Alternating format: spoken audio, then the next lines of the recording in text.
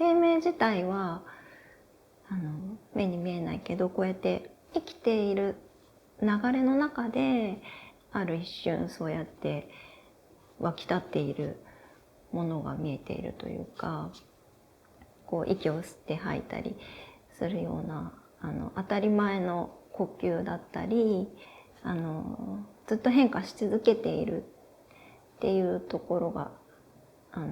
生命の一つの特徴だと思うんですけど、こう空気を吸って吐いているような感じで、もう見えないものと見えるものと常にこう交換しながら更新しながら進んでいく、そのなんかエネルギーというか、何か名前をつけるとしたら光なのかなと思ったりしていて。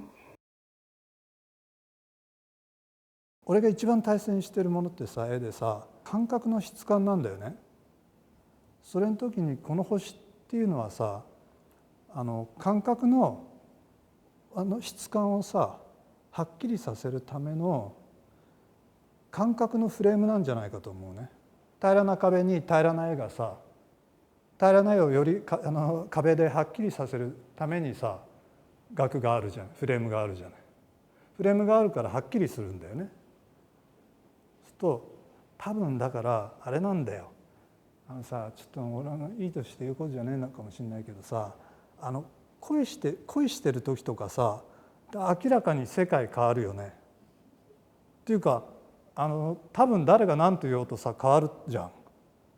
なんだって景色が全然違って見えるじゃないか。でなんかもう質感が全部立ってこない。なんかつまりそういうふうな状態で絵を描くためのフレームなんだと思うよ、俺のそのさ、この星のっていうのは。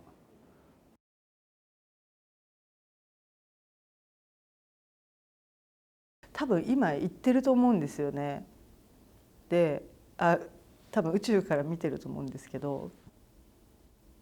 まあすごいよ、浮くよとか綺麗だよとかやばい地球綺麗だよとかって言ってると思います未知なものっていうことに出会ってしまったらそのことをこう深めたくなるというか、知らないままだったらそのままなのかもしれないですけど、それ知らないに出会ってしまったので、それがだから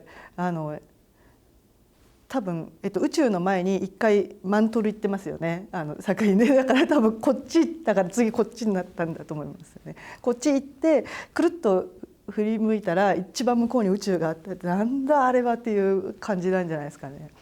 多分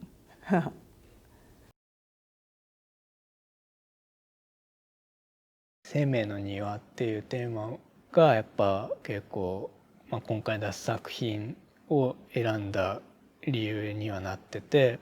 でやっぱそのさっきお話しした鹿の血の作品をそういうやっぱ公共の美術館で出せる時があんのかなっていうのはちょっと狙っていたっていうのもあったし、それをどう人が見るのかなっていうの中でテーマとはすごい合ってるなと思ったので、その血の絵には対になってる泥の同じ構図の正面向きの人間のようなものの絵があるんですけど、それを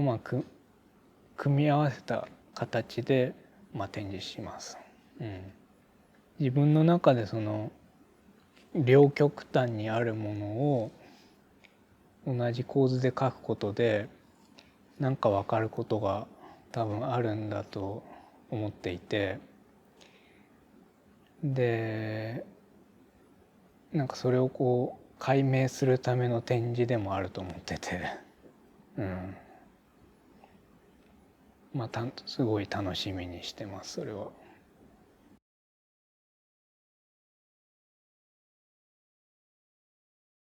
ここの建物が建つ時のその資料を読ませてもらって、それにすごく感銘を受けて今回作りました。当時そのラパンさん建築家の方が結局最後までここに来られてないんですよね。建築家の人が思った正解のところに着地してるのかっていうのは実は本当はこの建物わからないんですよね。で妃殿下とそのラパンさんの往復書簡っていうかやり取りの中で今って言ったらいわゆる本当にリモートでやり取りして、そこに本当にお互いがパーフェクトに通じ合ってたのかちょっとわからないじゃないですか。でその想像の中でこう話が進んで、さらに日本の建築家の人も大工さんも職人さんも本場のアールデコを多分見ていない状態でこれを作っていってるっていうところになんかすごく夢があるっていうか面白いなと思って、だからもうみんなの夢の執着がここで、誰も正解を知らないままずっとこう作ってできたっていうところにすごくなんか面白いなと思って、これタイトルが鳥たちが見た夢っていうんですけど、だから理想の館みたいなものの夢が実現した現実化したものっていうところにすごく感銘を受けてこれを作りました。だから当時の植物とかも資料を見せてもらって、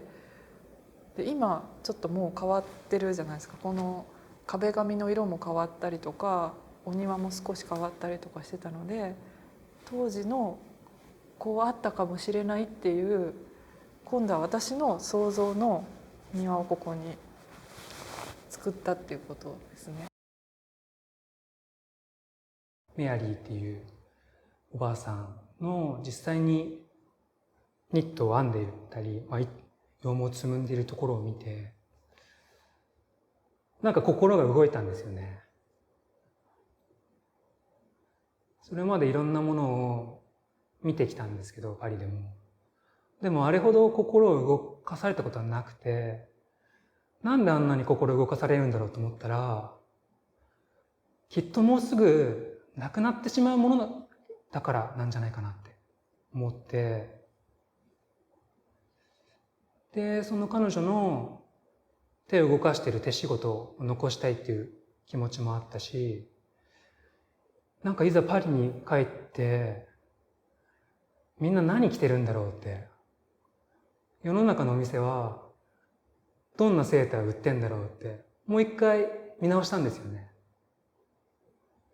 そしたらやっぱり彼女みたいな心を動かすようなものってないんですよ。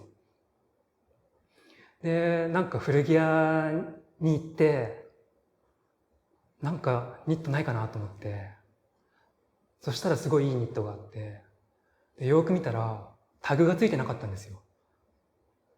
だからこれはきっと誰かのために編んだニットが古着屋に流れ着いて、でも値段見たら30ユーロもしなくて、その今売ってる新品のセーターよりも安くて、なんでこんなことになっちゃったんだろうって。そう思ったら、その人間と羊毛、人間と羊の関係っていうことをもう一回じゃないな、自分は考えたことはなかったんですけど、考えたらすごく面白いものができるんじゃないかなって思って作った作品です。たまになんかすごい自分で笑っちゃうようなのができる時があって、くすって、そういう時はうまくいったなと思うんだけど、あんまり怖いとかそういうの全然ないし、こういろんなやり取りで造形的にできたものがこういう感じっていうぐらいしかない。そのプラモデルのシリーズとかもそうだし、そういう時はなんかこう自分で理解してないけど多分すごいいい感じに物事が進んでる時ですね。やっぱアート面白いとこは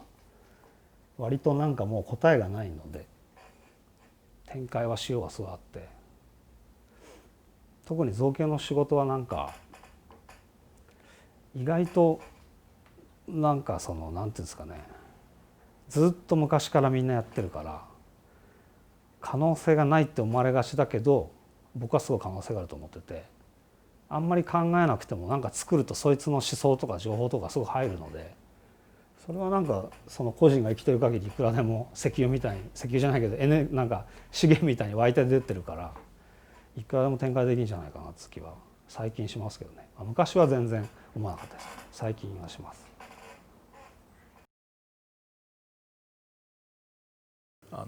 ネイチャーとヒューマンっていうね、それはスラッシュでありました。それは初めのタイトルの原体のタイトルでしたよね。それはやっぱりなんとなく自分の中とこうあったんでしょうね。だからこれもネイチャーとヒューマンになってるわけで、だから真ん中で割れてて、こっちの方がもう自分の中ではネイチャーで、向こうの方がヒューマンっていう感じで作ってるんです。ネイチャーは結構ね、見て何となく分かるかもしれませんけど、割合とパッとヒューマンがなかなかできなかった。なんだかその頃もうコロナにねこうずっと来てて、でなんかそれをどういうふうにね、表現するっていうものがぼわっとあるわけですよね。だから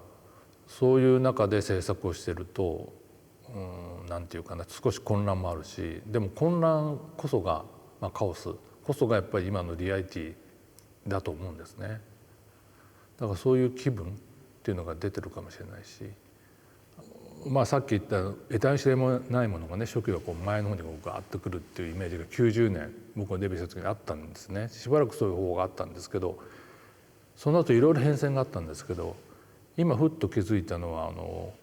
これはこっちに向かってるね、こう原子力の原子炉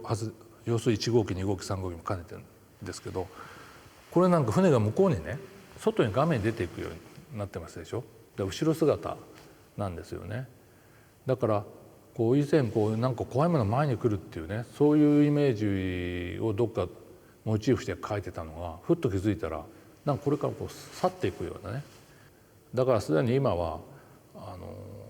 渦中にあってね、いろんなこの怖いものの中に、ここからどうね次の場所に出ていくっていうか進むのかっていうね、そういう気分っていうのが入ってるのかもしれませんね。